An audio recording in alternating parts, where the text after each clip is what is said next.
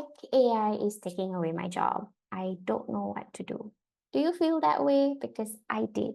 But things change, fortunately. Hi, welcome to another episode of Hey Biz Buds. This time it's just me, your host Manisha, sharing my struggles in the advent of AI in today's world. AI, as you know, artificial intelligence, sort of has its pros and cons. But before I get into that, let me tell you a bit of my story. I first got my writing published when I was maybe 12 years old. It wasn't even in English, it was in Malay. I believe the story was about my school, and it was in a local newspaper that no, sorry, not newspaper. It was a local magazine that I just submitted this article, and then it got approved. I remember this. The reason why I'm bringing it up is because I remember how in that time, this is so many years ago, um, I had to submit a photo. You would think today when we submit photos, we submit high resolution photos through like digital apps. At that time, no such thing. I literally had to get my school to print out a high resolution photo and send it to the magazine. Fast forward to today, when things are so different. I actually left my corporate world and decided to do content writing full time somewhere in 2018. I believe that was the year, just maybe 1.5 years short of the whole beautiful pandemic that we went through. The pandemic actually taught us a lot of things. When I first started the full-time career in writing, I was just using simple apps and, just doing things on my own, like I am today. But, we always say that COVID accelerated a lot of things. And one of the things that kind of got really boosted up was technology, new apps, and AI. Fast forward to after COVID, where I think this was last year, where I started struggling with understanding how I can work with AI. As you all know, ChatGPT is like the thing that we all talk about nowadays. Some people from students to seniors are using it for different reasons. From even academic work, which you shouldn't be using it for academic work, but for research purposes, for social media, for writing different marketing materials. We are all using ChatGPT and OpenAI for different reasons. Writers use it, designers use it, business owners use it. But I was struggling because I kept wondering, oh no, if something can churn out a bunch of words for someone in such a short amount of time, literally seconds, how am I going to compete as a writer? How am I going to tell my clients that my work still matters? My services still can bring them value. I was really struggling. I actually took a break from work last year in June, July because I got married. And when I came back, I was just, wondering, oh no, how am I going to think about different projects that I have to work on? How am I going to sell myself? Because ChatGPT is taking, and it did actually take away one or two of my clients because these clients were also solopreneurs and they were thinking, oh, we can just do our work ourselves. But fortunately, I actually came into terms with this. It's been about a year since then, since it struggled in my head, but I have finally come to terms with AI. How did I finally come to terms with it? One of the ways was actually through conversations. My business buddies are always there to talk to me. So I actually remember talking to them about how they use ChatGPT and how it benefits them. And it's just simple things from okay, we have written something, but we're not confident about the way we write it, and we run it through ChatGPT, which is fine. And then sometimes it's just editing, sometimes it's research, sometimes it's outline. So it could be from addressing writer's block to addressing confidence issues, or even knowledge gaps. So after all these conversations and talking to agencies about how they're using ChatGPT, without the fear that I have, that I was wondering, oh no, I'm going to lose clients, but they were still getting clients. And I spoke to them and I'm like, could you guys share what you all are doing? So I addressed the struggles that I had with AI head on. One of the ways after through having so many conversations, I actually addressed it by finding out how I could work with AI. Because at that point of time when I was struggling, ChatGPT was like my nemesis. I was like, oh my God, I hate you so much, ChatGPT. I quickly learned, fortunately, that it could be my friend.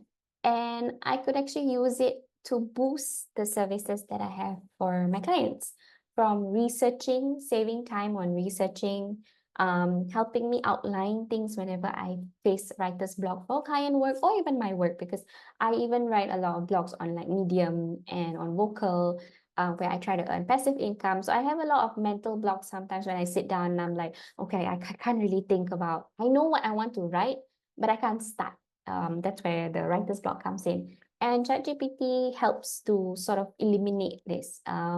It helps me even improve my work. Previously, I used to use tech like Grammarly or Hemingway app, where I feel like my writing can go through a last look, just so I make sure that I don't have any errors in my work, because human error is a thing. And now ChatGPT even helps me do that by taking up taking it up a notch, I suppose. We can come to ChatGPT for like improvements on the work that we have. Sometimes my friends ask me something and they're like, hey Manisha, I wanna improve this writing, and then I run it through ChatGPT and I'm like, okay, this is what it's suggesting, and this is what my friend has, and then I come together and make it even better. So all these few things actually help me improve my work and feel more confident, and I can actually use ChatGPT to supplement my work instead of being so afraid of it. The second way, and I think this is something that I spoke about just now, where the amount of technology, the amount of AI tools and apps that have, come along since 2020, even 2021, is amazing. It is so overwhelming to have all these apps. In our Business Buddies group, we usually share links of new apps and new tools that come around. Sometimes they help you churn things so fast, and I'm like, do I need this? Like, do I really need to subscribe to another thing?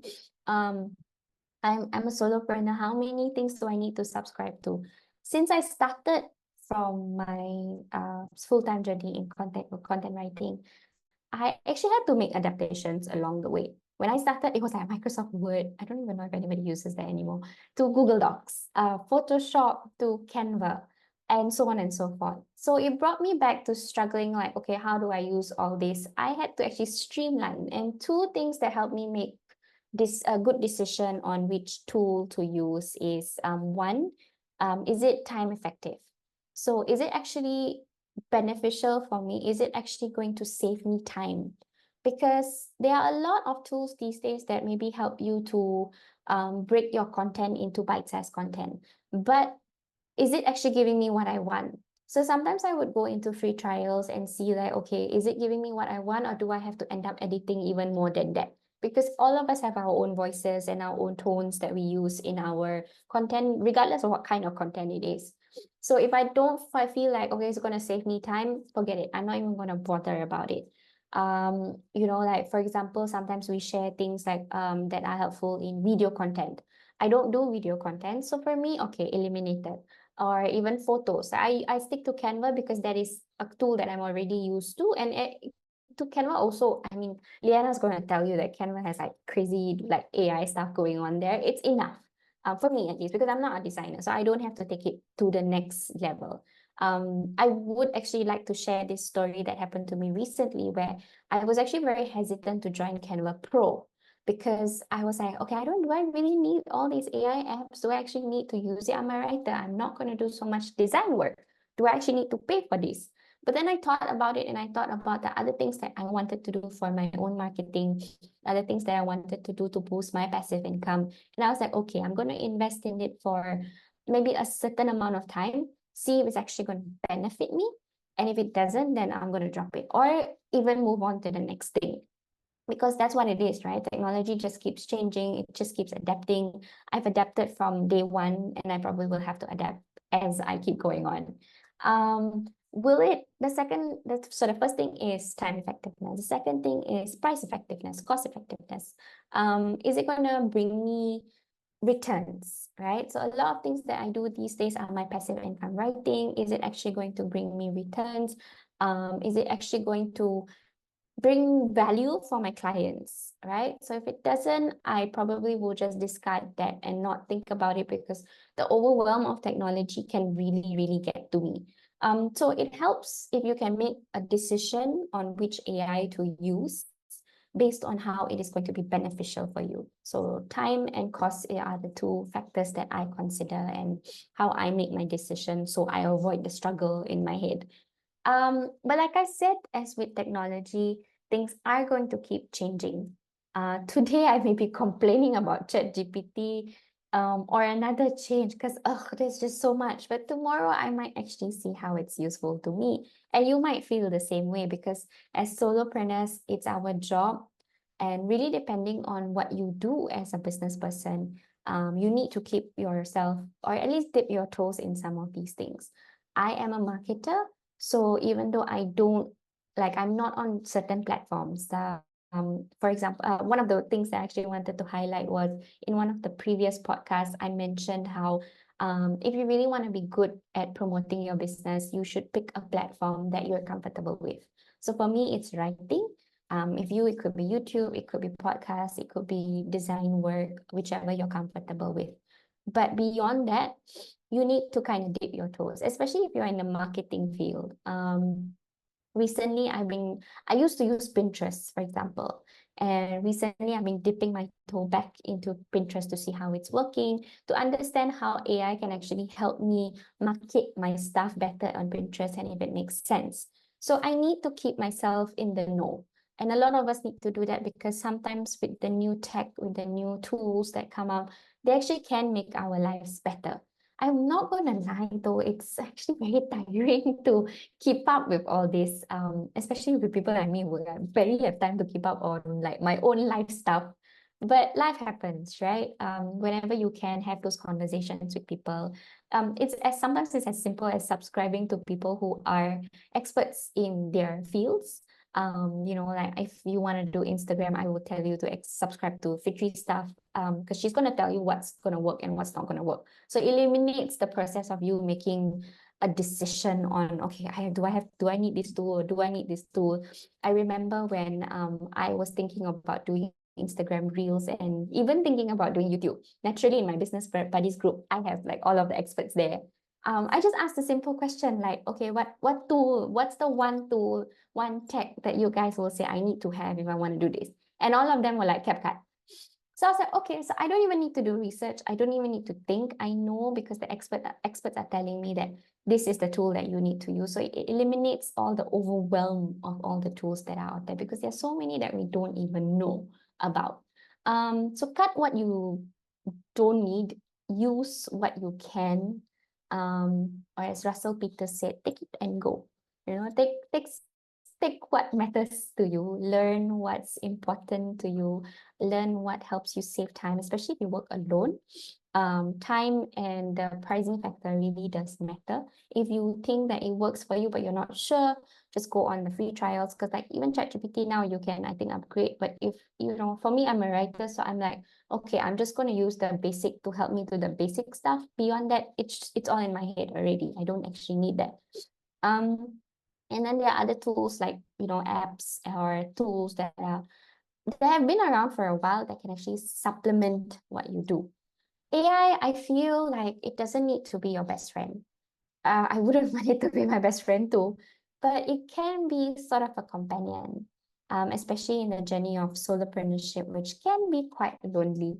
I would really like to know your thoughts on this. I've shared what I went through from writing when I was 12 years old. That was 25 years ago. From submitting a high-res photo to getting AI to actually create photos nowadays, things have really changed.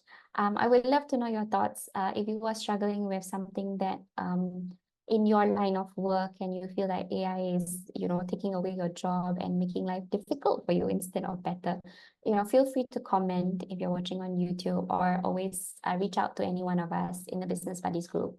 Don't forget to follow and subscribe to our podcast.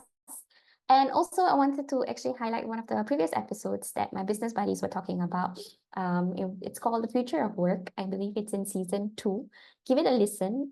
They actually talk about a lot of stuff that is AI and beyond in the future of work and the way people, communicate and the way people do things, especially with the new generation that's coming up.